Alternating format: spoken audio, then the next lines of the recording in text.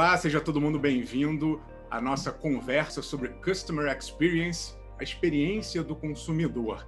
Eu sou Rafael Coimbra, editor executivo da MIT Technology Review Brasil, e para esse bate-papo aqui comigo estão o Luiz Antunes, diretor de Solutions Consulting da Zendesk América Latina, a Viviane Kim, Head de Customer Experience da LiveUp, e a Rebeca de Oliveira, consultora de soluções da Zendesk. Tudo bem com vocês? Tudo bom, Rafael? Tudo ótimo.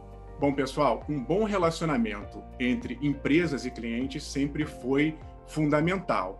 E a pandemia deixou isso ainda mais evidente. Nós já vínhamos num processo de digitalização e agora os consumidores querem cada vez mais um atendimento eficaz, de qualidade, rápido, no momento em que eles quiserem, no dia da semana, no local e no dispositivo eletrônico que eles quiserem ter esse contato, esse ponto de toque com as empresas. Então está todo mundo falando em Customer Experience. E eu queria saber de vocês, por que está todo mundo usando essa palavra mágica, Customer Experience, ou CX, para os mais entendidos? Então, Rafael, há algum tempo os clientes estão realmente preocupados em como entender melhor o seu cliente, em como capturar a jornada do seu cliente. E o advento da pandemia encurtou muito a distância entre as empresas e o cliente. E o cliente, sintomaticamente, ele passa a ser muito mais impaciente, né? Hoje, a gente vem percebendo muito no comportamento dos nossos clientes que a fidelidade à marca já não é mais um item tão importante. Tanto que muitas vezes, principalmente quando se olha, principalmente no mercado varejista e nesse mundo de e-commerce, muitas vezes quem direciona o consumo desse cliente é quem tem mais informação, quem sabe melhor quais são as preferências e daquilo que ele gosta.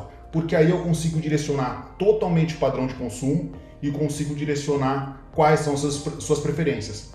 Em contrapartida, não adianta eu direcionar se eu não atendê-lo bem quando ele tem alguma necessidade de interação com a marca.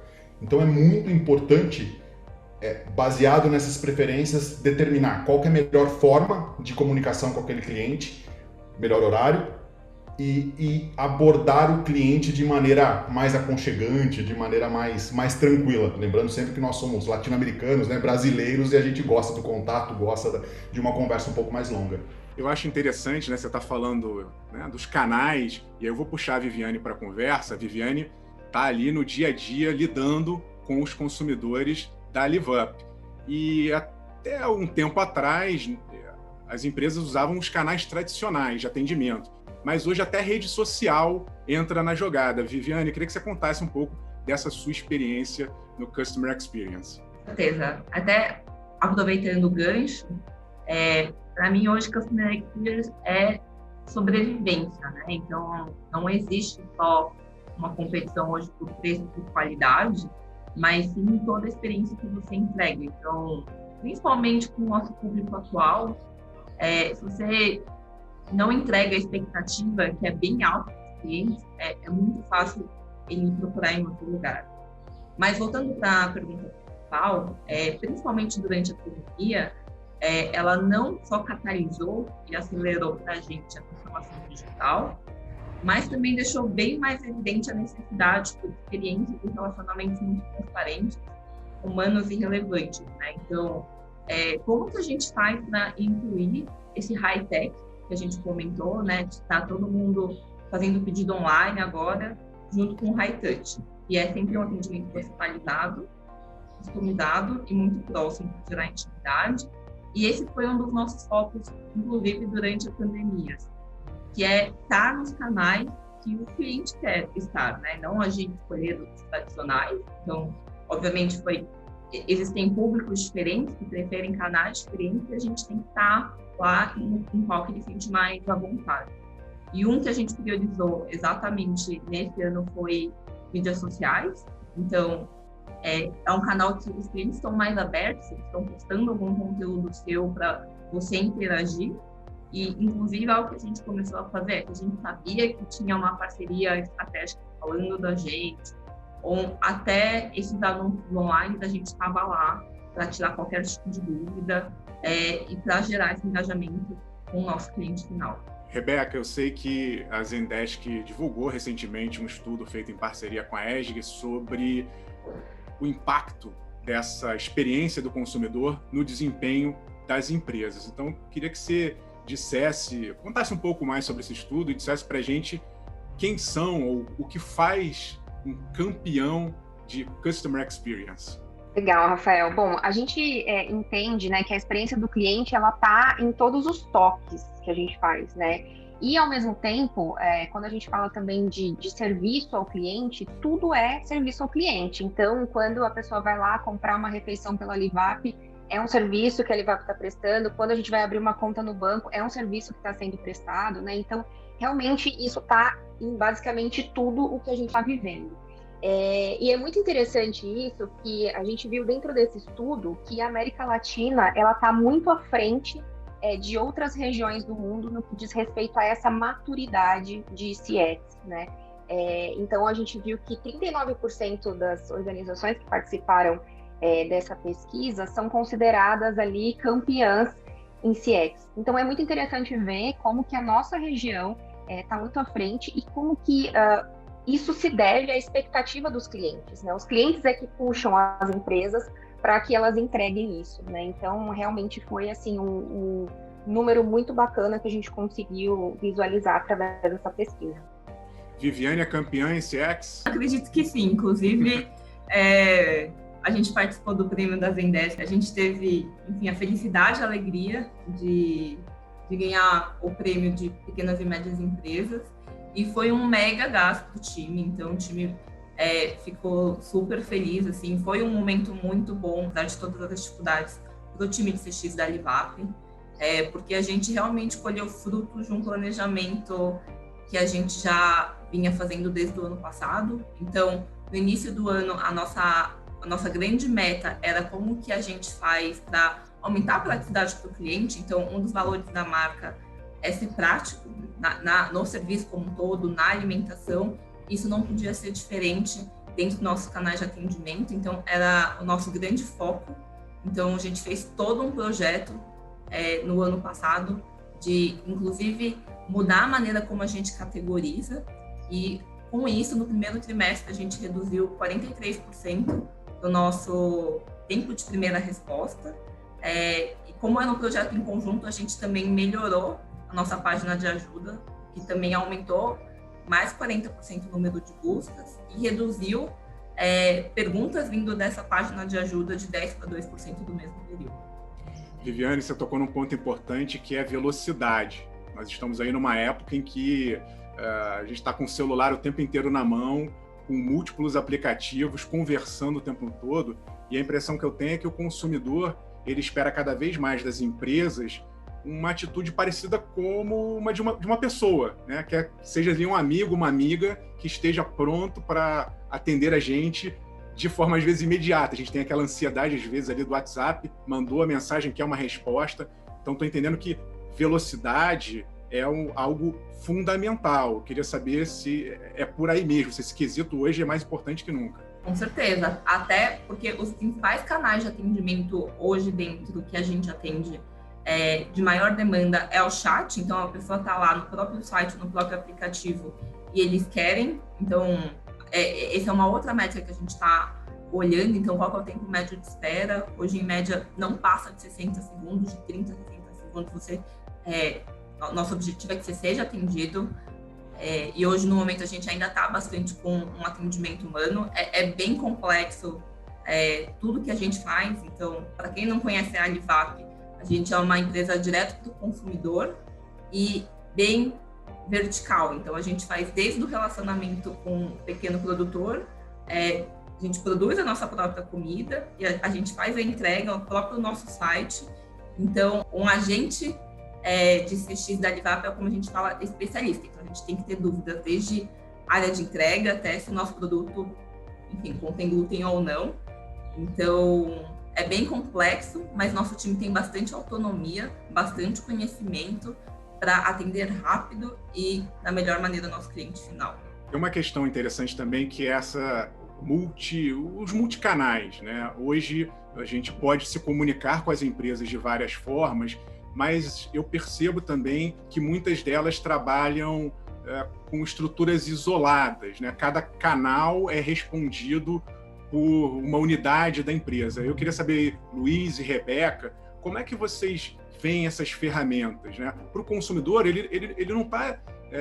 ele não tem essa visão interna da empresa. Ele acha que é uma coisa só, então se ele entrar pelo chat, ele quer ser atendido da mesma maneira que ele, de repente, ligar para a empresa. Todo mundo tem que ter as informações ali de forma coordenada, centralizada e rápida, uma rápida resposta, como a Viviane falou. Eu queria que vocês falassem, Luiz e Rebeca, como funcionam essas ferramentas, como é que elas se integram nos bastidores desse processo de atendimento ao consumidor. Rafa, pensa na gente como consumidor, cara. Se a gente tem qualquer tipo de problema, né, ainda mais nesse mundo que a gente hoje fica isolado, não consegue resolver as coisas rápidas e você não tem um toque pessoal, se você liga, não atende, você vai mandar um WhatsApp. Se no WhatsApp não atende, você vai entrar no chat. Você vai buscar várias formas de conexão com a empresa. E dependendo do contexto, tem um fator que pode afetar muito a imagem da empresa. Se eu não tenho resposta em nenhum tipo de canal, eu vou fazer uma reclamação na rede social. Eu vou expor aquela marca de uma certa forma na rede social. Né? Então, imagine o quanto, né, e ainda dependendo do público, isso pode gerar de imagem negativa para aquela organização. Né? Mas voltando à sua pergunta, né, quando a gente fala desse ponto de multicanalidade, tanto do digital como humanizado, né, a gente tem que manter todo o fluxo informacional. Né? Todo o processo de comunicação ele tem que ser único. Até não só na visão do cliente, mas a visão de quem também opera o cliente para que consiga ter a satisfação de resolver o problema, de conseguir ser satisfatório naquela interação. Então, independente do canal que o cliente está entrando, eu tenho que ter todo o fluxo de informação, seja interações deles com a marca. Então, qual foi o problema? A Viviane falou sobre a questão de glúten para os celíacos e outros pontos que possivelmente eles devem passar muito, né? Mas o ideal é eu ter todo o track de informação e eu também trazer informações da retaguarda, né? Que foi aquilo que eu capturei de preferências ou de informações do meu cliente, para que quando tem uma interação, o agente que esteja interagindo com aquele cliente tenha algumas informações necessárias para que o cliente sim entenda que sim, ele está sendo atendido. Né? Então isso são alguns pontos muito importantes em todo esse processo de interação e todo o processo de encantamento do cliente. Você quer colocar mais algum ponto, Rebeca? Eu acho que é legal também falar da questão do Omnichannel, que é outra palavra, né, que todo mundo comenta e acha que o Omnichannel é simplesmente você oferecer vários canais para o cliente e é isso. Mas na verdade não, é justamente isso que você comentou, né, Luiz? Então, na verdade, a ideia é que todos esses canais estejam de fato integrados. E aí, se alguém entra em contato comigo para falar via WhatsApp ou via telefone, ele vai ter o mesmo atendimento. E quem está fazendo esse atendimento, em qualquer canal que seja, vai ter o mesmo contexto dessa pessoa. Então, eu acho que é muito importante a gente entender essa diferença e acho que corroborando até com isso também, dentro dessa pesquisa, né, sobre os campeões de CX, a gente viu que geralmente os campeões, eles oferecem cerca de 2 canais a mais do que aqueles que não são considerados campeões, né? Mas a gente nunca pode esquecer que esses canais eles têm que estar totalmente interligados, né? E esse cliente ter a mesma experiência em qualquer um deles. Eu tive uma experiência há poucos dias que foi exatamente isso, mas não foi uma boa experiência, porque eu tinha uma empresa que me prestava 2 serviços, um de banda fixa e um de internet móvel. Eu tive problema com um desses serviços e liguei para a empresa. Então, na minha cabeça de consumidor, era uma coisa só. Mas depois do processo, até chegar numa atendente para eu explicar para ela o que estava acontecendo, ela simplesmente se esquivou. Ela disse, olha, isso não é comigo, é com o departamento da empresa tal. Como se fosse uma outra empresa. E não era a mesma marca, né? Então, eu não tive uma boa experiência. Eu acho que falta isso hoje, né? Não só do ponto de vista dos gestores, mas de quem está ali no front. Né? O atendente, ele é parte integrante dessa história, e aí eu já pego o gancho nesse meu comentário, nessa minha experiência pessoal, para perguntar para vocês como é que está sendo feito o treinamento, qual é o papel hoje de quem está ali no contato direto com o consumidor, desse agente. Boa, vou pegar essa, tá, pessoal? Recentemente também a gente teve a oportunidade, a gente tem uma categoria MOR, que era de refeições planejadas, mas a gente lançou esse ano uma opção de delivery. Então, são produtos diferentes, então, inclusive, dentro do próprio aplicativo, quando você entra, tem 2 cenários diferentes para você poder entrar e times internos diferentes também.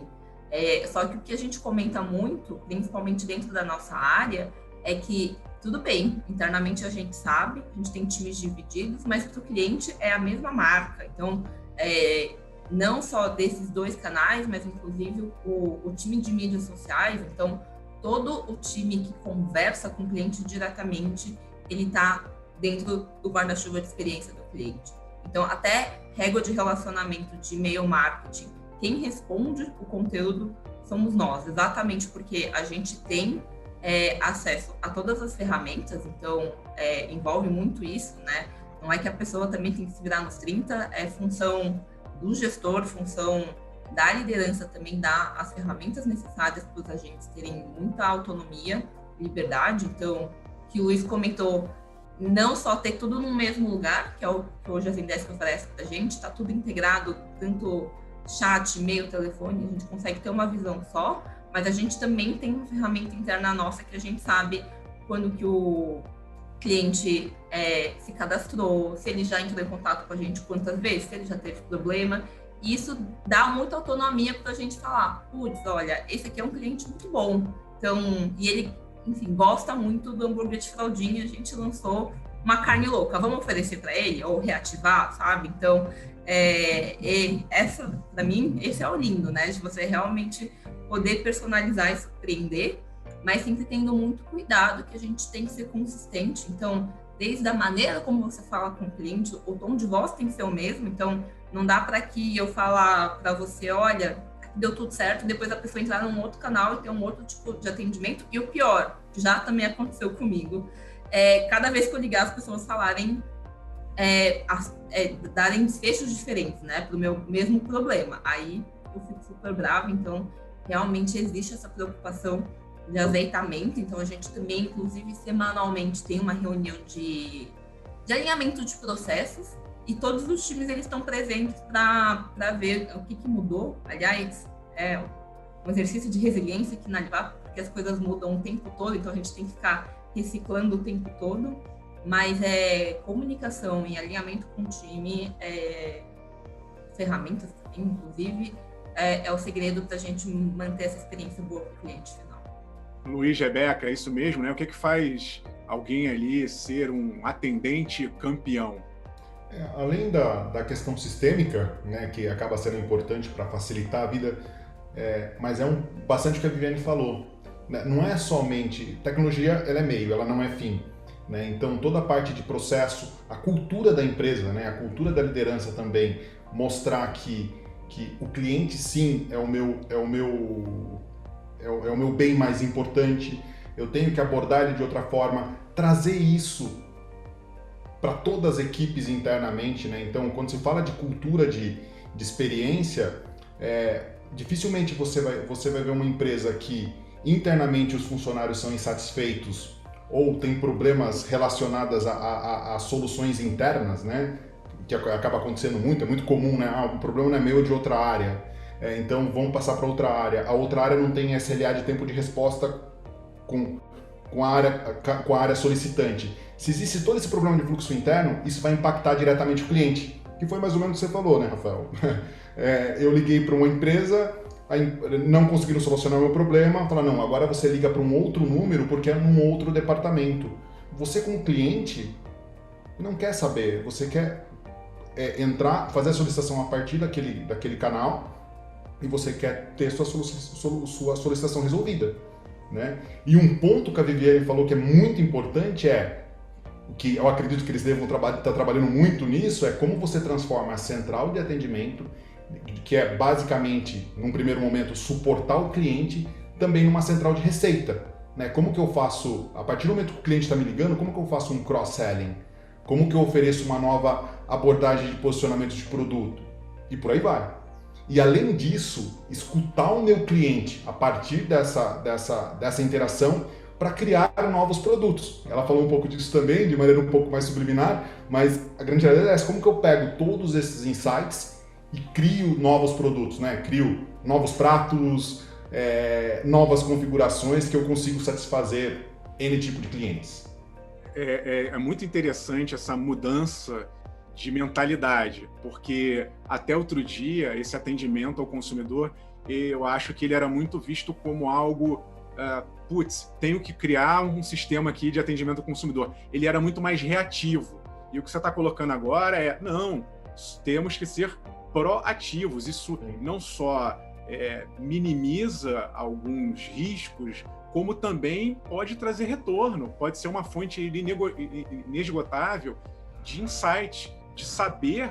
O consumidor hoje é que manda, e ele muda de uma empresa para outra num piscar de olhos. Por quê? Porque está tudo muito fácil, né? Todo mundo hoje está passando por um processo digital. Então, se você não tratar bem o cliente, não souber exatamente o que ele quer, ele vai pular para o concorrente facilmente num toque de aplicativo.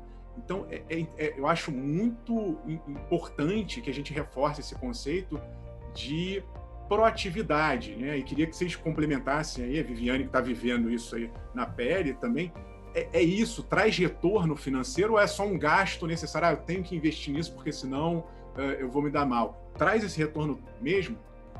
Não só traz retorno, como às vezes o nosso próprio atendimento, a gente retém o cliente por um problema. Então, isso é um grande foco nosso. Às vezes, alguma coisa sai do planejado, sai da experiência que a gente quer entregar, mas quando as pessoas vêm falar com a gente, elas são tão impressionadas que a gente acaba fidelizando mais esse cliente. Então, é uma baita de uma oportunidade, e mais do que vocês comentaram aí, um dos nossos papéis, do CX como um todo, é ser voz do cliente dentro da empresa. Então, por ser direto ao cliente, a gente tem aplicativo, site próprio, a gente consegue aumentar a qualidade para conhecer os clientes, então, desde dados de consumo, mas a gente é responsável por pegar todas essas informações que chegam para a gente por todos os canais, inclusive mídias sociais, para dar feedback para a área, para pensar em melhoria contínua. Então, desde...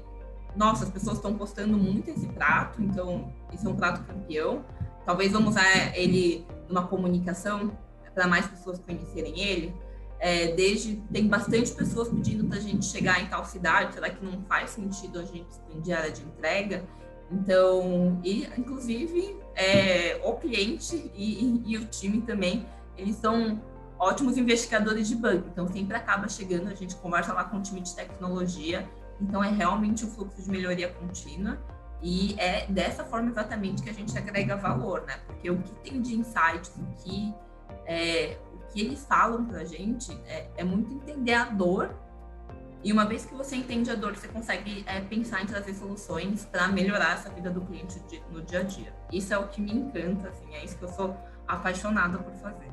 Rebeca, a Viviane usou aí as palavras pessoas e tecnologia. A gente sabe que tem tudo nesse processo de atendimento. Estamos aí com muita tecnologia envolvida, mas ainda não capaz de substituir os humanos. Queria que você contasse um pouco para a gente como funciona essa parceria máquina-humano.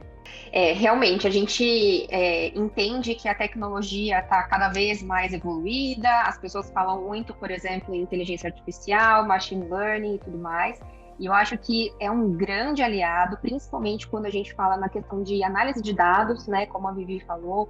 Então, a quantidade de dados que as empresas recebem dos seus clientes, ela é muito grande. Então, humanamente impossível de lidar com uma quantidade de dados e fazer análise disso. Então, acho que a tecnologia, nesse sentido, é muito importante.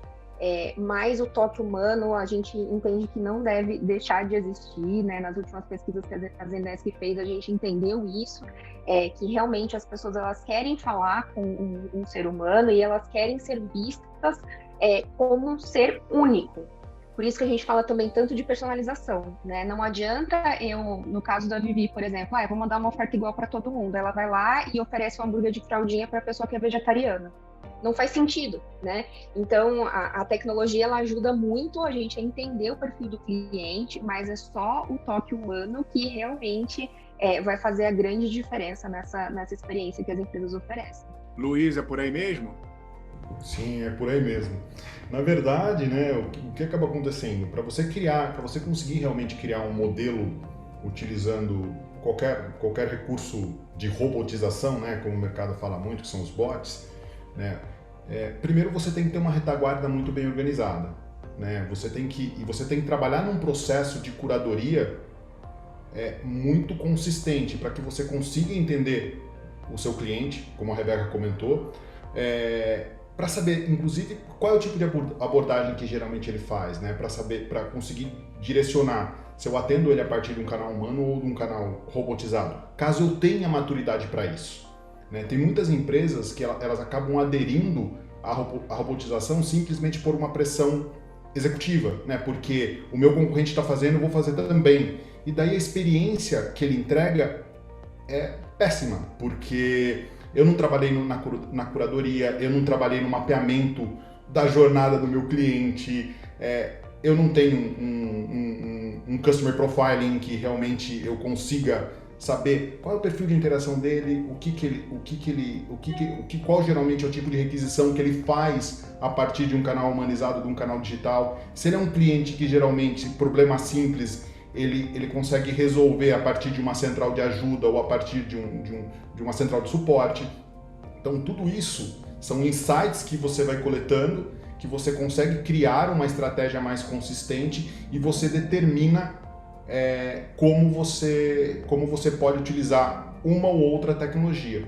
Um outro ponto importante que muitas vezes, e isso novamente está muito mais naquilo que é na interação do agente, da pessoa que vai fazer a interação com o cliente, é você trazer recomendações, né? Muita gente preocupou, eu vou colocar um bot para pegar e diminuir a quantidade de toques na minha central de atendimento.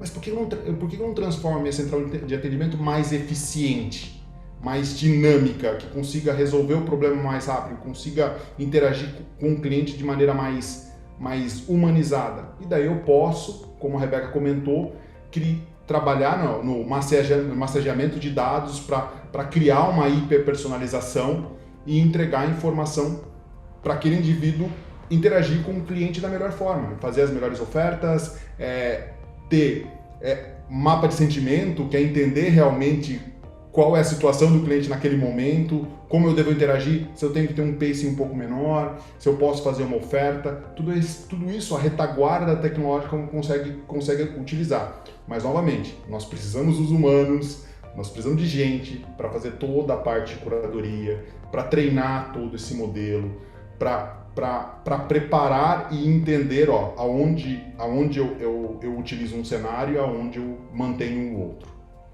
É impressionante como está tudo mais complexo, né?